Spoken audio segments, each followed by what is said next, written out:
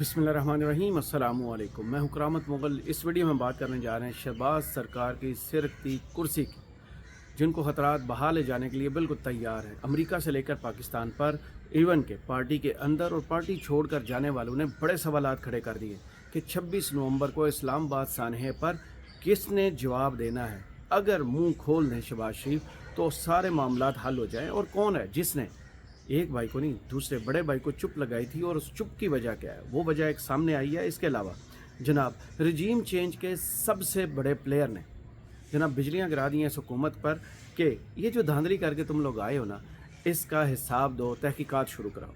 तो सबसे पहले बात करते हैं जनाब नवाज शरीफ की चुप की। नवाज शरीफ को चुप किसने लगाई? वो शख्स जिसने 2 कॉन्स्टिट्यूंसी से 2 हलकों से इलेक्शन लड़ा और दोनों से माशाल्लाह हार के घर बैठ गए। एक पर ज़बरदस्ती कब्ज़ा किया हुआ है, जो लाहौर की सीट, जो इनके आबाई हल्के की सीट है, जहां से मोहतरमा यास्मीन राशिद साहबा ने जेल में बैठे बीमारी की हालत में बग़ैर कंपेन किए, बग़ैर वोट मांगे इनको शिकस्त से दुचार किया। और बताने वाले तो बताते हैं तकरीबन 60,000 से ज़ायद की लीड से इन्हें हराया, क्योंकि उसका जो फॉर्म 47 सामने आया था वो लास्टर की सलवार ही साबित हुआ था जनाब, जहां बच्चों ने लगता है पेंट वर्क किया था जनाब। ऐसे 2 नंबरी की गई कि हर नुक्ता पकड़ा गया। उसके बाद जनाब नवाज शरीफ घर बैठ गए, मरी बैठ गए, लंदन चले गए, लंदन से फिर आए, घर बैठे, फिर मरी गए, और मरी से फिर जाती उम्रा का दरवाज़ा बंद करके वहाँ बैठे हुए। कुछ दिन पहले एक वीडियो वायरल हुई थी खुर्रम दस्तगीर साहब की, जिसमें उन्होंने बताया कि 1 साल से ज़ायद अरसा हो गया कि मुझे नवाज शरीफ साहब से मुलाकात करना है, रब्ता करने के लिए, लेकिन वो टाइम नहीं दे रहे। किस मुँह से आपको टाइम दें? जो शख्स खुद पार्टी का सदर होते हुए हारा हो, जिसका रिसेंट में एक झूठ और जालसाजी फिर पकड़ी गई हो कि इलेक्शन कमीशन में उन्हें अदल बाज़ई के ख़िलाफ़ एक रेफरेंस भेजा जो जालसाजी का मुर्तकब ठहरा। अब उस पर कानूनी कार्रवाई का ख़तरा है कि यह ना हो पार्टी की सदारत भी जाए और असम्बली की सीट भी जाए, तो मुँह सी लिया गया। वो शख्स जिसके होते हुए इस मुल्क में फस्तायत की गई, लोगों के घरों पर छापे मारे गए, चादर और चारदीवारी का तकद्दस पमाल किया गया, वोट छीना गया, इवन के वो जो तजवीज़ कुनिंदा, तायद कुनिंदा है, उनसे कागजात छीनने की कोशिश की। और सबसे बड़ी मिसाल आपको याद होगा सुमेरा बीबी, जो परवेज़ लाई की अहली है, उनसे गुजरात में कैसे कागजात छीने गए। वो तो ऑन कैमरा जो है वो रिकॉर्ड हुए कि एक मोटा हट्टा कट्टा सिविल कपड़ों में छुपा हुआ पुलिस का एहलकार आया था और उसने झटका देकर उनसे पेपर छीनने की कोशिश की गई थी। क्या कुछ हमने नहीं देखा। सलमान अकबर राजा साहब की वीडियो आपको याद होगी। ये नहीं, अब तो इतनी वीडियोस पड़ी हुई हैं जिनके सबूत जो हैं वो अदालतें देख कर भी शर्मा जाती हैं और फिर मुंह नहीं खोलती। बहुत से ऐसे जज हैं जिनके सामने ये चीज़ें गई, लेकिन वहाँ से अभी तक मुंतज़र हैं सलमान अकबर राजा के वो कैसे ओन चौधरी से हार गए। लाहौर हाई कोर्ट इस पर भी खामोश है। और इलेक्शन ट्रिब्यूनल वाले मामले पर तो आपको पता ही है क्या कुछ इस मुल्क में हो चुका। जनाब इस्लामाबाद के जज जब तारिक महमूद जहांगीरी साहब थे तो नून लीग की 3 सीटें खिसक गई थी। अब उन्होंने अपनी मर्ज़ी के वो रिटायर्ड पराचा साहब लाए हैं, जिनको खुद जो है करप्शन की वजह से जॉब से हाथ धोना पड़े थे। अब यही नहीं, इसके अलावा सबसे बड़ा सवाल इस वक्त इस मुल्क में कि गोली क्यों चलाई। 26 नवंबर की रात को ब्लू एरिया में इस्लामाबाद में एक सानहा हुआ जिसमें शहादतें हुई, जिसमें लोग ज़ख्मी हुए, जिसमें लोग मिसिंग है। अभी तक पीटीआई ने बहुत सा डाटा अब तक शेयर कर दिया और अदालतों में लेकर जा चुके। 12 लोगों का उन्होंने कन्फर्म किया, और जो मिसिंग है उनकी तादाद तो है ही बहुत ज़्यादा। कि उनका क्या हुआ, क्या वो जेलों में है, कहीं और है, या गायब है, कुछ अता पता नहीं है। और ना ही ये सच छुपेगा, ये छुप भी नहीं सकता, ये सच सामने आकर रहेगा। इस हवाले से जनाब शायद खान अब्बासी साहब ने आवाज़ उठाई और थोड़ी सी डंडी वहाँ मारी। अमीर मुकाम ने आवाज़ उठाई, डंडी मारी। अफनानुल्लाह जो मुशाहिदुल्लाह साहब के बेटे हैं, उन्होंने आवाज़ उठाई, डंडी मारी। राना सनाउल्लाह ने आवाज़ उठाई, बोला, डंडी मारी। इसहाक डार ने सफ़ीरों को ब्रीफिंग दी, डंडी मारी। सफ़ीर मुतमईन नहीं हुए, उस पर आकर फिर जनाब अपने मुंह से बताना पड़ा कि गोली चली है। सबसे बड़े झूठ के प्लेयर इस पूरी सीरीज़ में है मोहसिन नकवी साहब और अता तारर साहब, जिन्होंने डी चौक में 26 नवंबर की सपहर 4 से 5 बजे के दरमियान एक प्रेस कॉन्फ्रेंस की थी और धमकी दी थी। ये तो 5 मिनट का काम है, गोली चलेगी और साफ़ हो जाएगा सारा एरिया। किसको नहीं याद, इंटरनेशनल मीडिया की सुर्खियाँ उस दिन बनी, लेकिन किसको पता था कि 5-6 घंटे गुजरने के बाद उस पर अमल भी कर लिया जाएगा। अब वो कहानी जो है वो हुकूमत से संभाली नहीं जा रही, वो खुल चुकी है, हर एक की ज़ुबान पर है जनाब। इस हवाले से کاشف عباسی صاحب کے شو میں جاوید لطیف صاحب اور محمد زبیر صاحب تھے. وہ محمد زبیر جو اسٹیبلشمنٹ سے نواز شریف اور مریم نواز کے لیے انصاف لینے جاتے تھے, وہی زبیر صاحب جو فیض صاحب سے فیض یاب ہونے جاتے تھے. کس کے لیے؟ نواز شریف صاحب کے لیے. ترجمان تھے نواز شریف صاحب اور مریم نواز کے. لیکن پھر جانے کیا ہوا کہ ان کو اس جاب سے ہٹا دیا گیا. آج کل وہ ایک سیاستدان کی حیثیت سے ٹی وی پر آتا ہے, اور بہت سے لوگ تو کہتے ہیں کہ وہ بہت جلد پاکستان تحریک انصاف جو ہے جوائن کرنے والے تھے, لیکن عمران خان سے ملاقات کی حامی انہوں نے بھر لی تھی. وہاں سے ابھی تک ان کے نام کا رکا نہیں نکلا کہ وہ مجھ سے مل لے اور پارٹی جوائن کر لے. انتظار کیا جا رہا ہے جناب. انہوں نے بولا اور ایسے بولا کہ آپ سنیے اور پھر بتائیے کہ یہ جو اندر سے اب آوازیں اٹھنا شروع ہوئی ہیں کتنی مشکل ہیں اب شہباز سرکار کے لیے ان کو دبانا. اور پھر یہ جو مٹی پاؤ پروگرام ہسٹری میں ہوتا رہا نا, انکوائری رپورٹ بنا لو دبا دو, اس وقت لگتا ہے کہ یہ حکومت کے لیے سب سے مشکل ٹاسک ہو چکا ہے کہ اس کو چھپاؤ, اس پر مٹی ڈالو. جناب کیا ہوا وہ سنیے. 2022 سے جو حالات ہیں یہ دنیا کی ہسٹری میں ریئر ایک کوئی لیڈر ہوں گے جو 40 سال کی سیاست کرنے کے بعد ایک بالکل مختلف سیاست. وجہ بتائیں زبیر صاحب, یہ تو ہم بڑے عرصے سے بات کر رہے ہیں لیکن دونوں کی وجہ بتائیں. ایک خاموشی کی وجہ بتائیں. Does he not want to وہ کیا خاموشی ہے؟ he has nothing to talk. اچھا کہنے میں کچھ نہیں.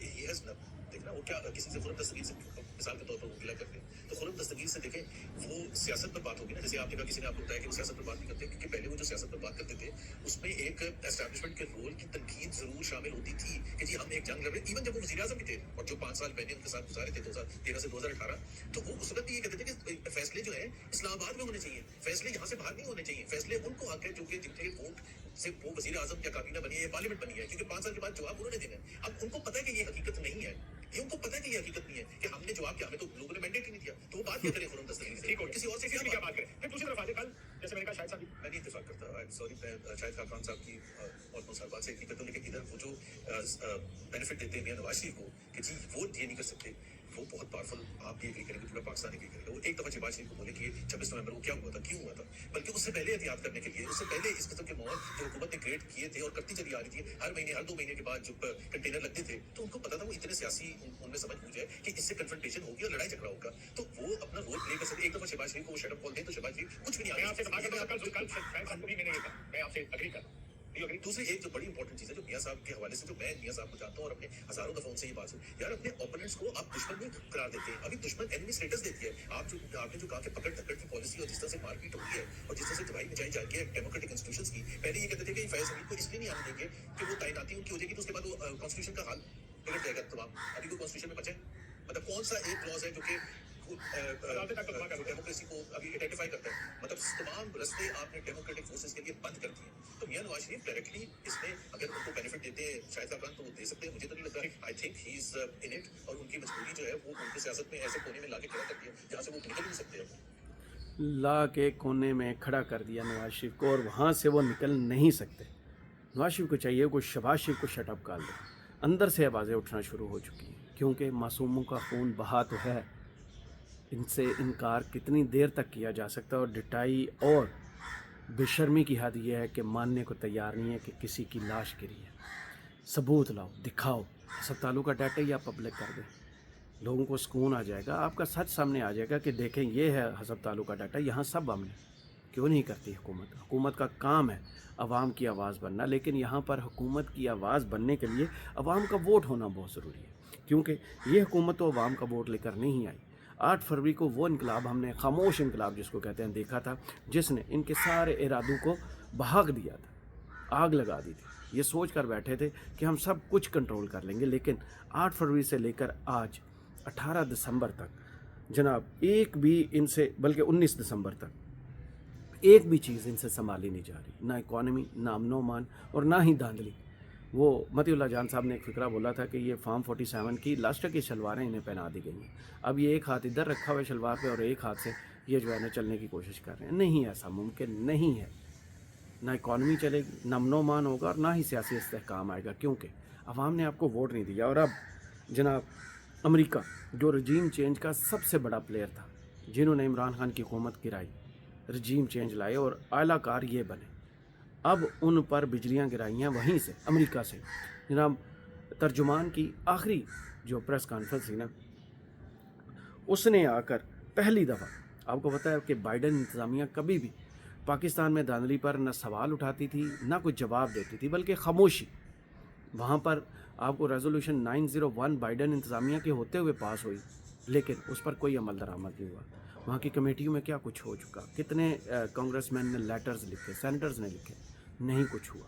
अब जाते जाते आखिरी प्रेस कॉन्फ्रेंस में वो बिजली गिरा दी गई जो कि शहबाज सरकार की कुर्सी को आग लगा चुकी है। जनाब उन्होंने कहा है कि जहाँ भी कि पाकिस्तान में इलेक्शन धांधलियों की न सिर्फ इंक्वायरी होनी चाहिए बल्कि जमहूरी असूलों के मुताबिक हर वोट गिनना जाना चाहिए और उसका एहतराम भी होना चाहिए। Thank you very much, Kamanish Faq Mughal, Parliament Times, Pakistan. 2024 saw elections in Bangladesh, India, and Pakistan. There has been perception that US was very vocal about 65 मुल्कों में इंतखाबात इस साल में हुए। and rigging in Bangladesh election, but US was soft about irregularities in Pakistan.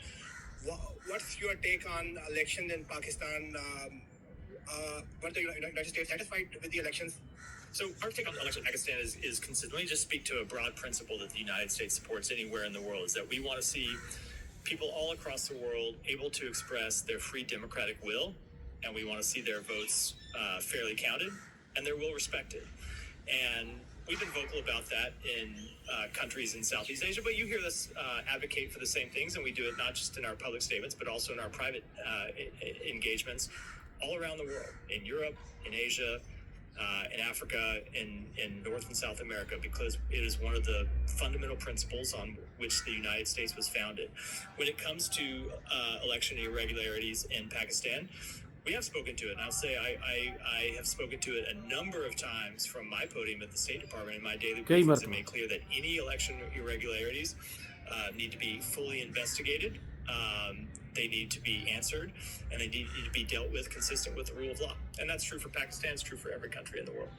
Pakistan के लिए भी और पूरी दुनिया के लिए यही असूल है कि अगर धांधली हुई है, उसकी मैंने बहुत से दफ़ा बहुत से लोगों से बात की, और वहाँ पर ये सवालात जो उठाए जा रहे हैं उनकी तहकीकात होनी चाहिए, इंक्वायरी होनी चाहिए।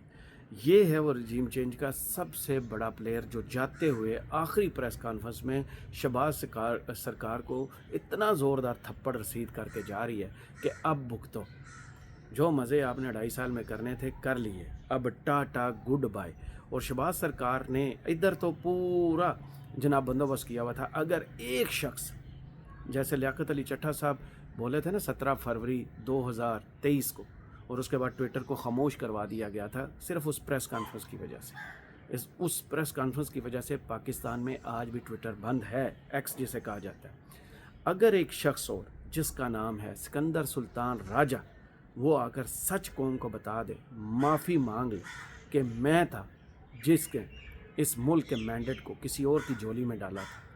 असल मैंडेट जो था 228 सीटों का दावा करती है पीटीए, 228 सीट वो मैंने उठाकर रात के अंधेरे में किसी और की झोली में डाली थी। और उस बेशर्मी की हद है कि उस चोरी के मैंडेट पर एक शख्स ने आकर बालकोनी में खड़े होकर 9 फरवरी को तकरीर भी कर दी थी कि देखें हम हुकूमत बनाने जा रहे हैं। और उससे भी बड़ी बेगैरती उस जमात की जो आइन और जमहूरियत के दावेदार है, सबसे बड़ी नारे लगाने वाली है, उसने आकर शहबाज सरकार के लिए रास्ता हमवार किया।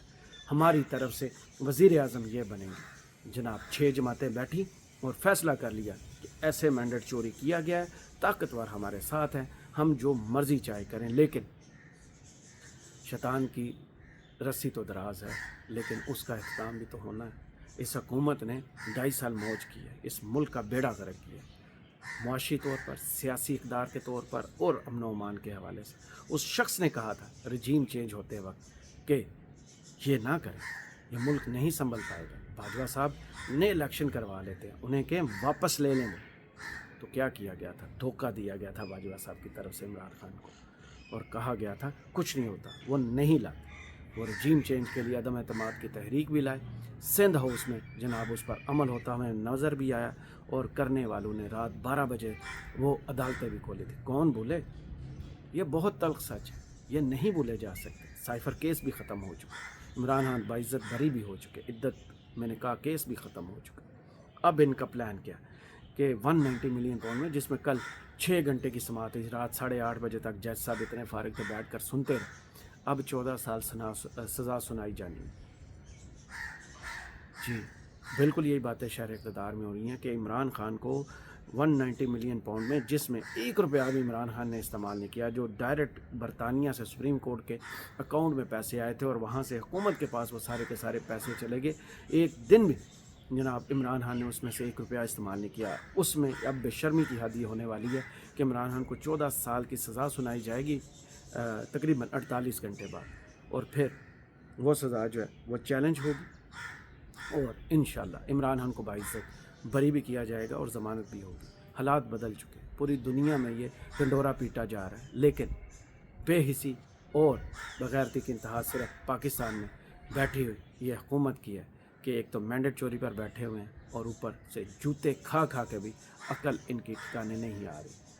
کرامت مغل کے اسٹوڈیو سے اجازت دیجیے، اپنا بہت خیال رکھیے گا، دعاؤں میں یاد رکھیے گا اور کمنٹس باکس میں ضرور بتائیے گا ویڈیو آپ کو کیسی لگی۔ اللہ حافظ۔